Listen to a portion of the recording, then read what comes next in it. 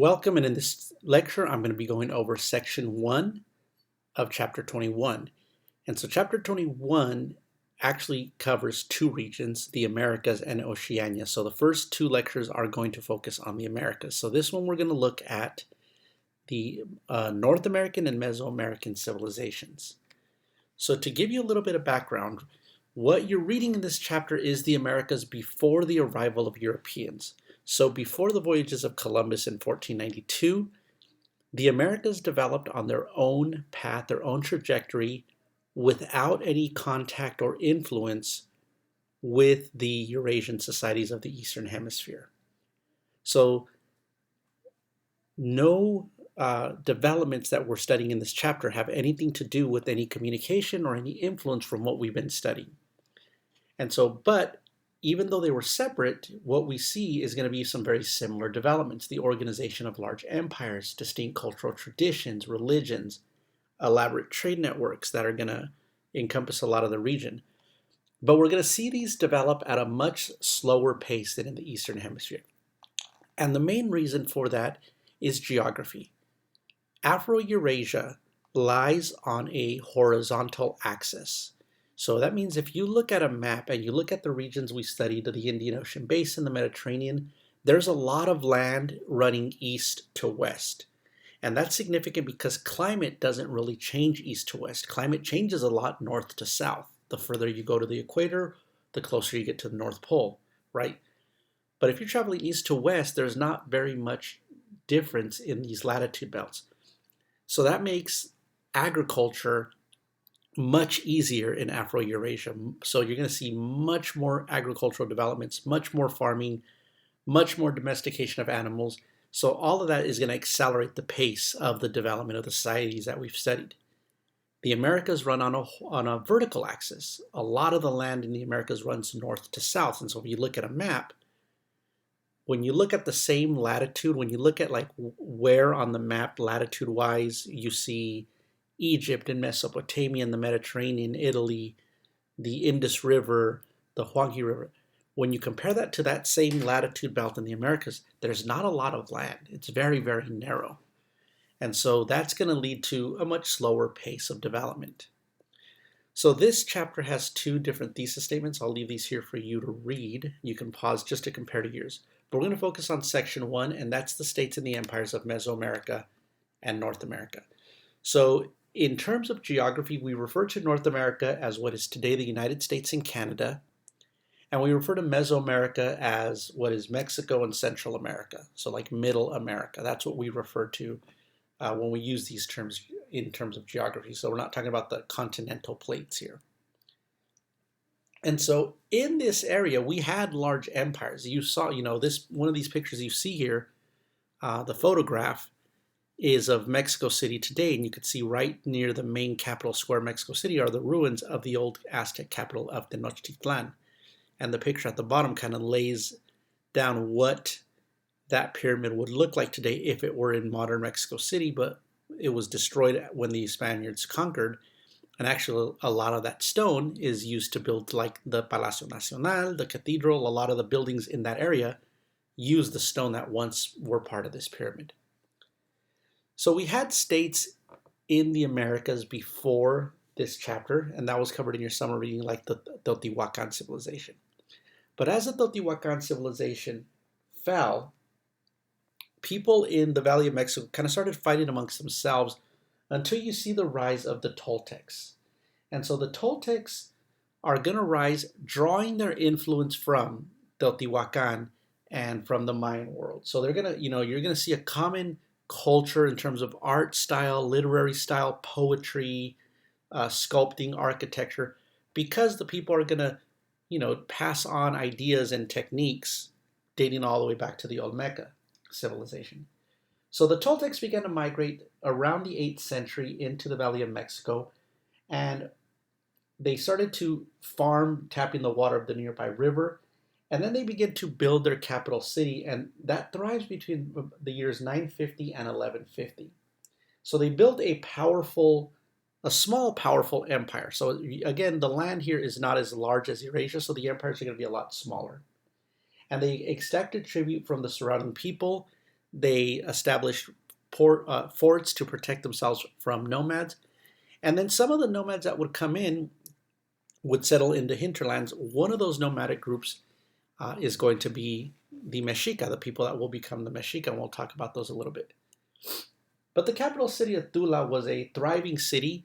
It served an area of roughly 120,000 people between the city and the surrounding area.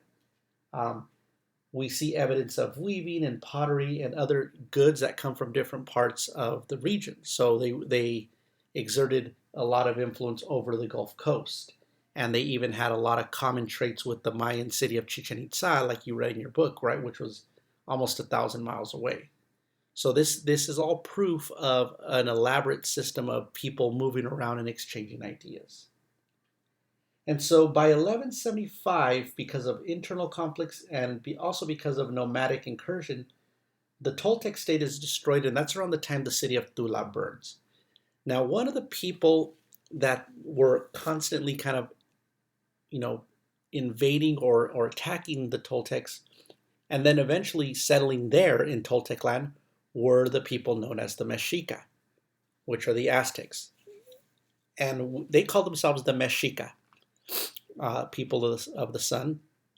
They are called Aztecs by historians because they had come from a land called Aztlan.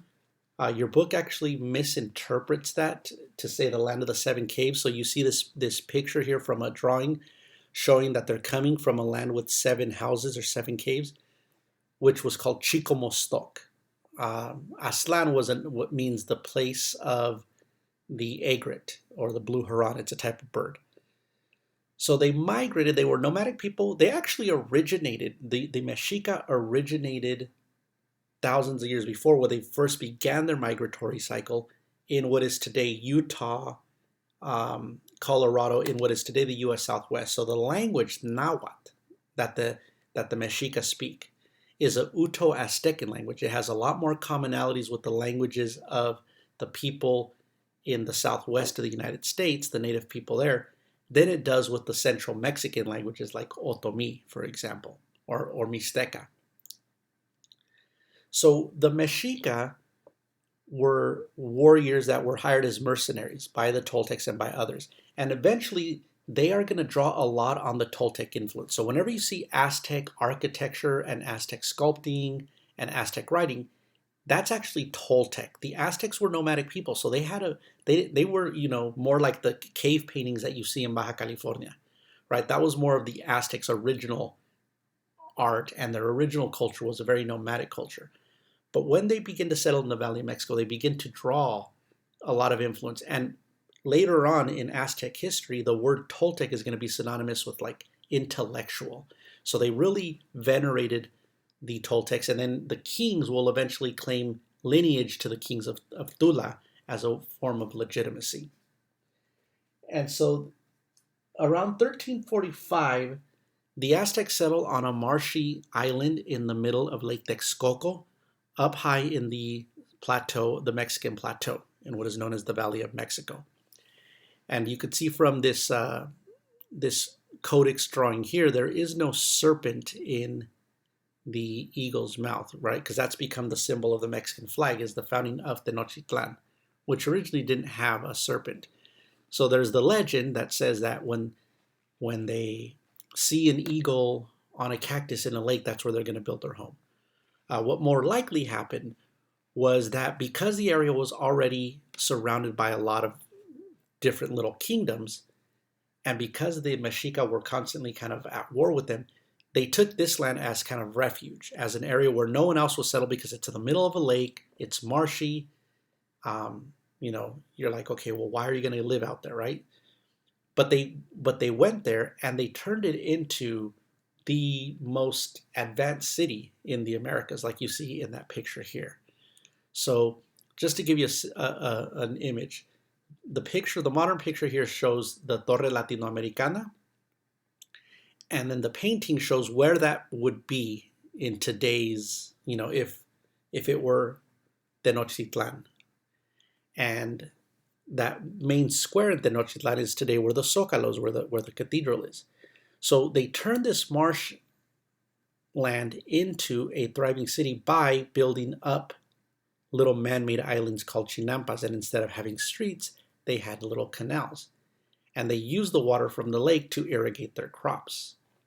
And so today, most of Mexico City, you no longer see most of Lake Texcoco because it's since been dredged, but also makes Mexico very prone to destructive earthquakes because of the type of ground underneath.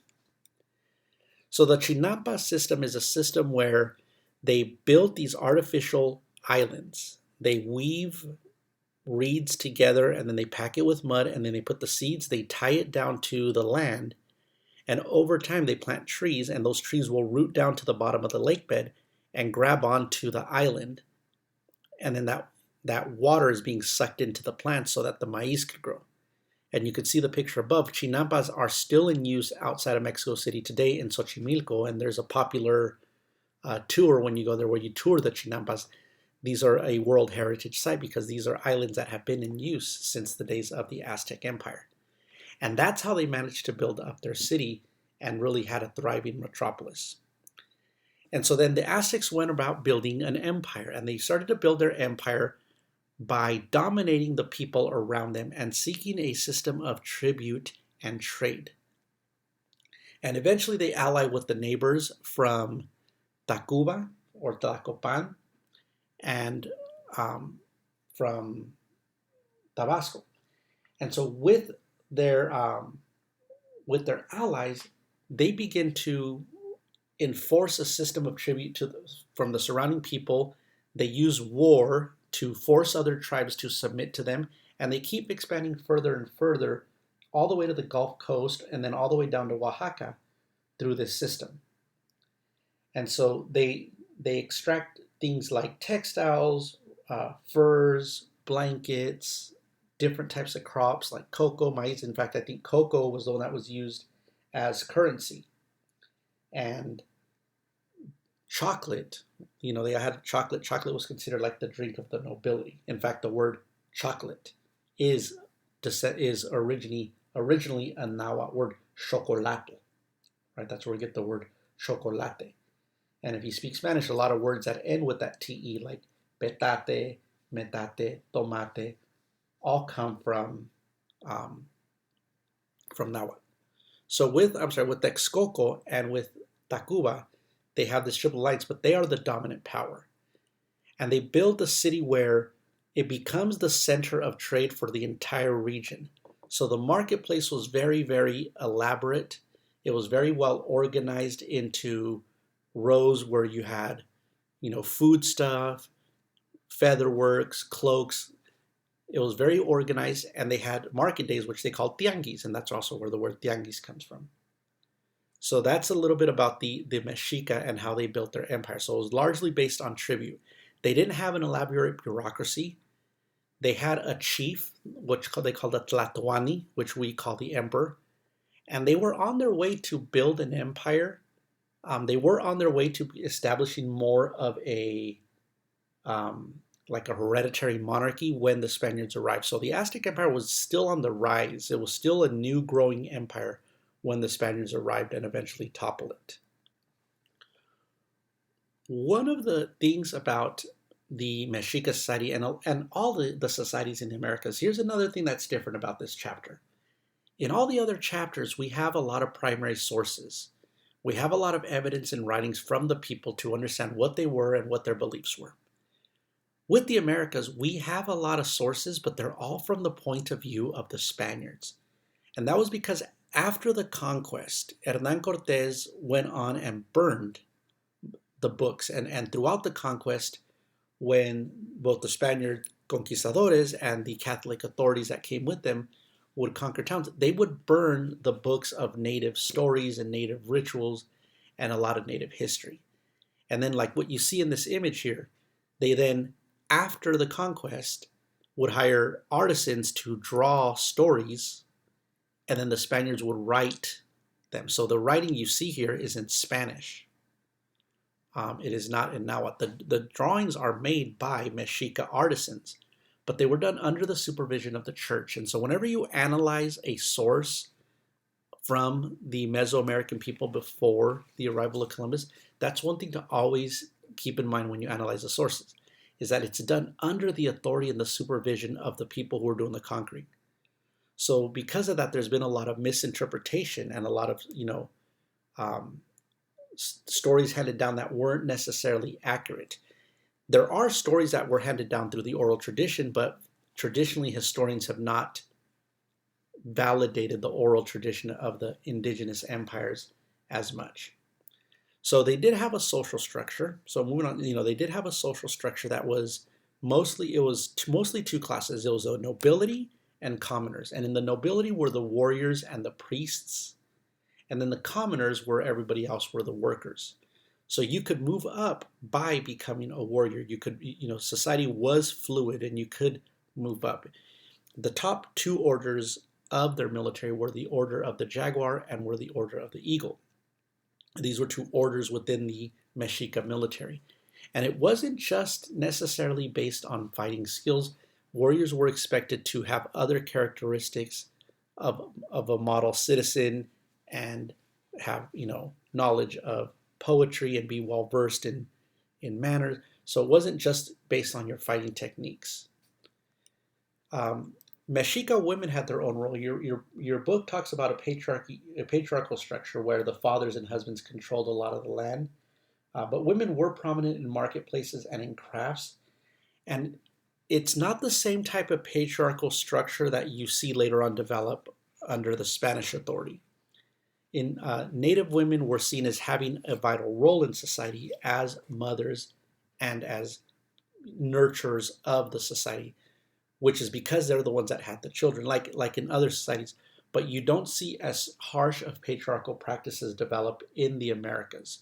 You see women having, and there was a few different societies that we see in Afro-Eurasia that had the same kind of thing, where women who died in childbirth received the same types of honors as a priest or a warrior at a funeral. So the priests were the other important class because they're the ones that performed a lot of the rituals. A lot of their religion was based on agriculture and understanding the seasons and the planting seasons. So they were important for that aspect.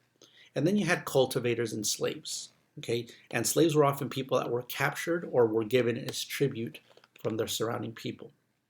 There was also a class of merchants and artisans called the Pochtecas, and they were the ones that were authorized by government to engage in trade, long distance trade, going all the way down as far as Central America and all the way up to North America. And in their religion, that was another aspect.